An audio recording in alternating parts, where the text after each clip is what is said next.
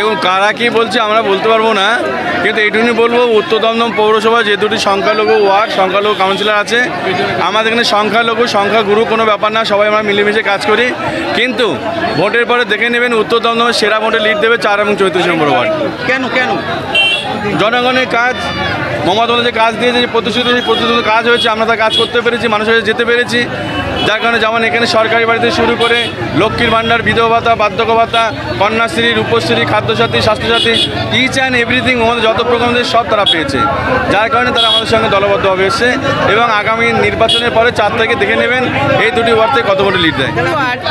বরাবরই এখানে সাংগঠনিক দিক থেকে অনেক শক্তিশালী, বিশেষ করে সৌগত রায় আমাদের যিনি সাংসদ এবং চতুর্থবারের জন্য যিনি সাংসদ হতে চলেছেন, তিনি এত মানে আমাদের সকলের কাছে এত প্রিয় যে মানুষ এত ভালোবাসেন যে ওনার ডাকে সাড়া দিয়ে মানুষের কি বলবো দাঁড়ানোর জায়গায় এরকম পরিস্থিতি। দাদাকে এত সবাই ভালোবাসেন, দাদা জিতছেন, শুধু সময়ের অপেক্ষা। আমাদের ওয়ার্ড থেকে, উত্তর দমদম থেকে প্রচুর ভোটে লিড হবে এবং আমাদের 2 ওয়ার্ড থেকেও প্রচুর ভোটে লিড হবে। দাদার সঙ্গে মানুষ স্বতঃস্ফূর্তভাবে আছেন এবং বিশেষ করে আমাদের মাননীয় মুখ্যমন্ত্রী মমতা বন্দ্যোপাধ্যায় যেভাবে মানুষের জন্য কাজ করছেন সেটা তুলনাতীত। আমরা যখন প্রচারে বেরিয়েছি, মহিলাদের ঢল প্রচারের মধ্যে মনে হচ্ছে একটা মিছিল হচ্ছে। আমি যখন ওয়ার্ডে প্রচারে বেরিয়েছি, এই যে দিদির যে লক্ষ্মী ভাণ্ডার একটা ম্যাজিক প্রকল্প যাকে বলা যায়, কন্যাশ্রী, শিক্ষাশ্রী, স্বাস্থ্যসাথী, কি বলবো, এগুলোর সীমাতীত, এগুলো বলার অপেক্ষা রাখে না।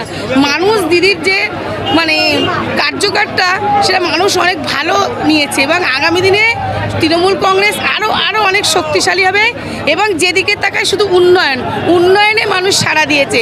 ইডি সিবিআই করে কিছু হবে না, বিজেপি যতই যাই করুক, কিন্তু বিজেপি কিছু করতে পারবে না। ভদ্র সমস্যা হচ্ছে ওর শরীর খারাপ, ওর লিভার ট্রান্সপ্ল্যান্ট হয়েছে, বিরাট বড় তারপর ওদের করছে, এটাই ওর পক্ষে কষ্টকর। আর সুজন চক্রবর্তী তো জায়গাটার সাথে ফ্যামিলিয়ার নয়, এসছে যাদবপুর থেকে, আগে কোনোদিন এইসব এলাকায় ঘোরার ছিল না। পার্টির লোকরা যা বলছে তাই, ওরা ওরকম ওয়ার্ড ধরে আমার মতো প্রচার করছে, হঠাৎ এক জায়গায় যাচ্ছে, একটু মিছিল করে চলে যাচ্ছে।